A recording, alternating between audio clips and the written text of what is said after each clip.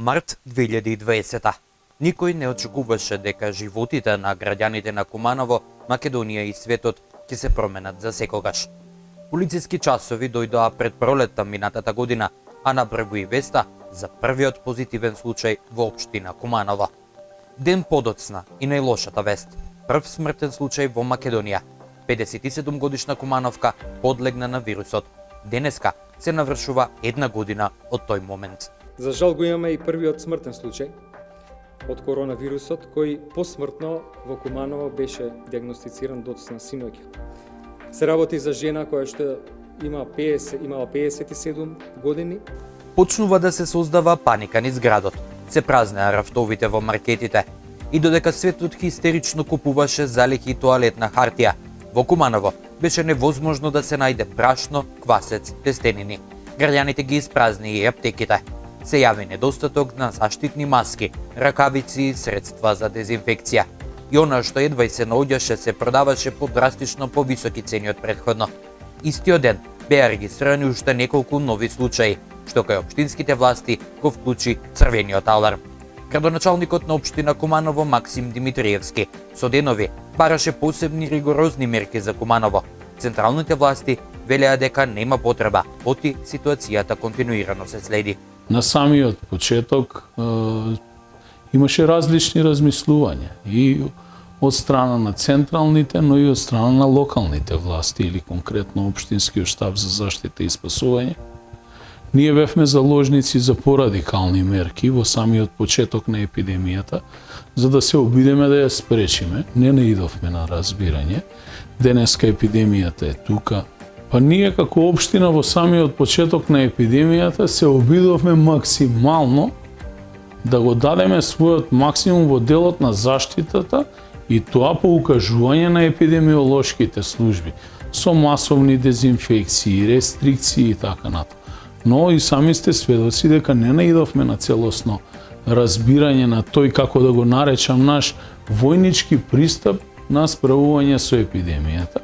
Туку се премина на политичкиот пристап, во кој што целта ги оправдува средствата, а всушност се прави кост-бенефит анализа за заштита на стопанството. И тоа е разбирливо, но на самиот почеток ние баравме по примерот на Деребар Куманово да биде третирано како општина, потоа да се шириме регионално, да ги лоцираме центрите на заразата, да ги превенираме, да ги изолираме и со тоа да се обидеме да ја искорениме епидемијата, а паралелно со тоа сметаме дека државата ќе ја штити границата за влез и излез, нема да дозволи и на тој начин да ставиме контрол.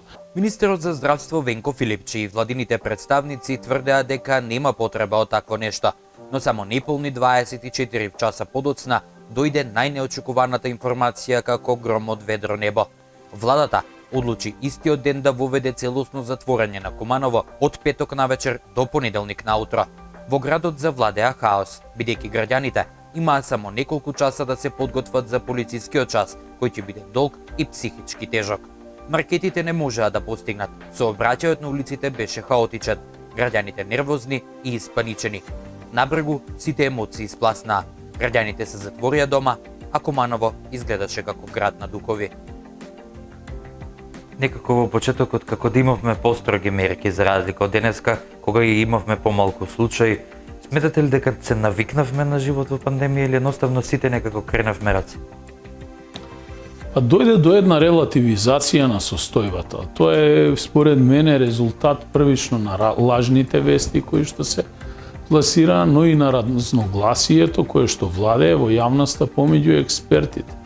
Наместо експертите кои што ги нема многу во државата, во делот на инфектолози, епидемиолози, микробиолози, луѓе кои што имаат искуство со колективното здравство, со лечење на епидемии, да бидат унифицирани, да бидат соберени во рамки на комисијата која што ќе одлучува и ќе дава насоки на државата, тоа се трансформираше во еден начин на медиумска преписка или борба со ставови мислења, кои што потоа има ефект во делот на различното информирање на јавноста. Дополнително се креира лоша слика поради лажните вести, особено на интернет медиумите кои што доаѓаат и од државата и од регионот, но и од светот, одредени теории на заговор со кои што лично не се согласувам и сметам дека епидемијата е реалност. И тоа направи одредено опуштање, не само како што потенцираат кај младите, кај поголем број на граѓаните, но затоа државата и институциите, вклучувајќи и општината, и сите надлежни државни органи се тука за да работат превентивно, а по потреба и репресивно, за да ги спрешат таквите појави и секако и да ги санкционираат доколку се повторуваат. Најголемиот товар падна врз грбот на медицинскиот персонал. Тие беа први на браникот на здравјето и безбедноста на граѓаните. Еве веќе втора година како COVID-19 е дел од нашите животи, од нашето секојдневно работење и за жал уште не е на повидок крај на пандемијата. Подобро да кажеме што знаевме на самиот почеток. Не знаевме речиси ништо. Знаевме дека станува збор за вирусно заболување кое што исклучително брзо се шири во светски размери. Знаевме дека нема специфичен лек, но не знаевме речиси ништо друго. Не знаевме кои возрастни категории ги напаѓа, па стручни лица излегуваа со своји мислења дека кај децата не се јавува, дека најчесто ги напаѓа луѓето со ослабнат имунитет, повозрастните и слично. Не знаевме каква е клиничката слика, дали само респираторна патологија е во прашање или има и други симптоми. Не знаевме кој се треба да се тестира, дали сите контакти со заболен или не. Не знаевме протоколи за терапија, во светски рамки немаше, бидејќи нели специфично лекарство нема. Сега, за разлика од лани, минатата година, значи ова време, сега веќе имаме многу повеќе искуство, знаеме дека ги напаѓа сите возрастни групи, со тоа што кај помладите поминува многу полесно, кај повозрастните, значи особено оние што имаат коморбидитети, остава и трајни последици, некогаш и лошо завршува. Знаеме дека и кај оние што се веќе оздравени може да се јави пост-ковид симптоматологија и проблематика, значи настануваат трајни оштетувања и нарушувања на повеќе органски системи. Знаеме дека се уште нема специфичен лек, дека најдобра е вакцината како превентива, значи од ширење на самиот вирус и потикнување на организмот да се бори против овој вирус. Смене се протоколите во лекување, значи ако на почетокот се даваше антималарик, некои антивирусни лекарства, па имавме мислење и за ивермектинот, иако е антипаразитски лек.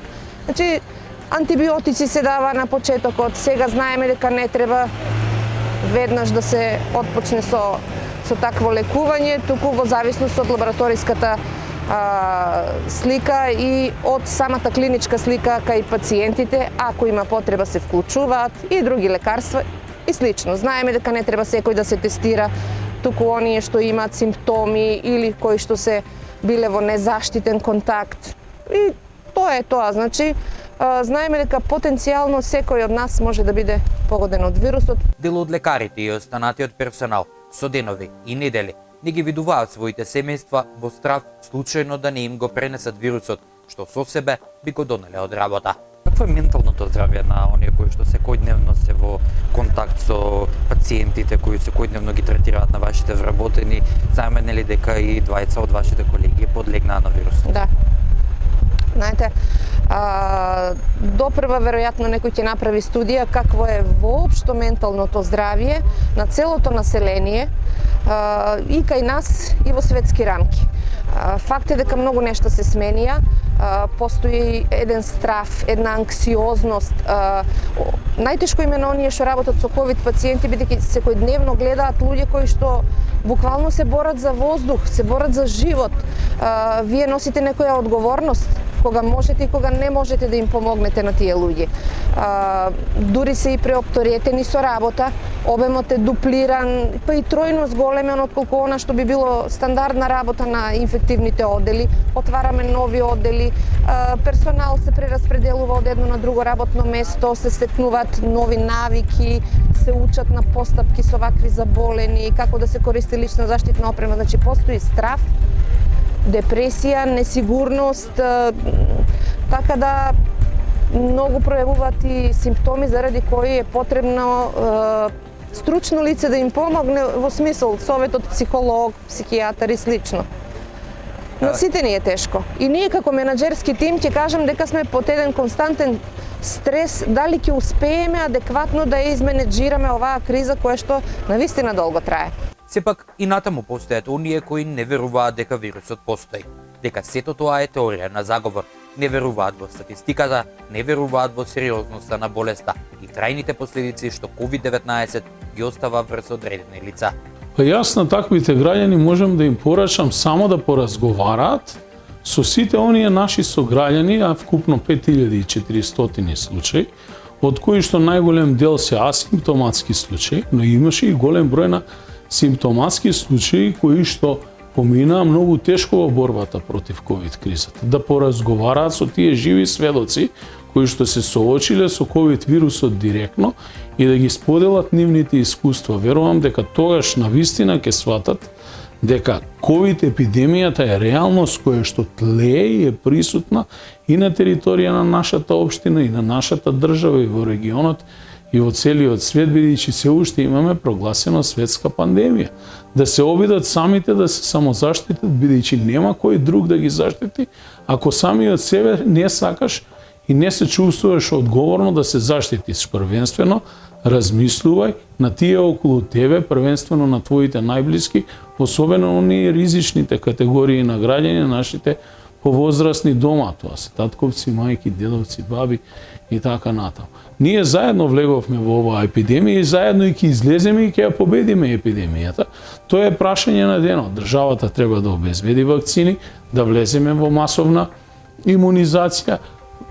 Политичкиот лидершип треба да ја прими за пример таа вакцина која што ќе влезе во државата, да им даде гаранција плюс на граѓаните дека тоа е сигурно за нив, и сплотени и здружени да излеземе од оваа криза кога ќе излезе и целиот свет впрочем.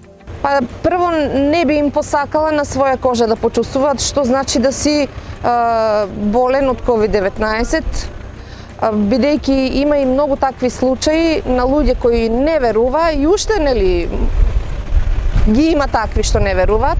Има многу што не верува, меѓутоа кога се разболеа, видоа дека станува збор за болест со која навистина нема играчка. Значи остава такви последици кај одредени пациенти да не знаете од кога ќе станете негативен дали болеста ви завршила или ќе продолжат да се манифестираат симптоми и проблеми од различни органски системи. На интерниот одел имаме многу хоспитализирани пациенти кои после прележување на ковид дошле до такви последици. Моја порака е да веруваат. Болеста не само што постои, туку на вистина однесе многу животи, направи непоправливи штети и на стопанството со тоа што многу луѓе остануваат на боледувања. Тие луѓе веќе не се исти, ретко кој прележал, оние што се на вистина со добар имунолошки систем, па немаат никакви последици. Меѓутоа и тоа не значи дека во некој момент од животот нема да пројават нешто што е резултат на промена што ковидот ја создал во организмот. Македонија и Куманово живеат нов бранд с големен број заразени, исто како и многу други држави. Движењето на граѓаните повторно им е забрането, овој пат од 22 часот навечер до 5 часот наутро. Дали ќе го живееме ланското сценарио, па ќе ни следува полициски час од 19, па од 16 часот, па потоа и цели викенди, останува да покаже времето. Крајот на пандемијата се уште е далеку, а треба да го донесе процесот на вакцинација. Сега веќе е доцна да зборуваме за тоа што било. Сега е многу повеќе битно да зборуваме за тоа што не очекува и што ќе биде. Единствената заштита долгорочна е вакцинацијата или имунизацијата на населението. Се додека дојде вакцината, ние е потребно да ги сведеме нашите ризици на минимум со почитување на овие мерки кои што се носат од страна на надлежната комисија за здравство, преточени преку одлуки на владата. Но првенствено треба да постои само свеска и сите нас кои што секојдневно работиме и функционираме.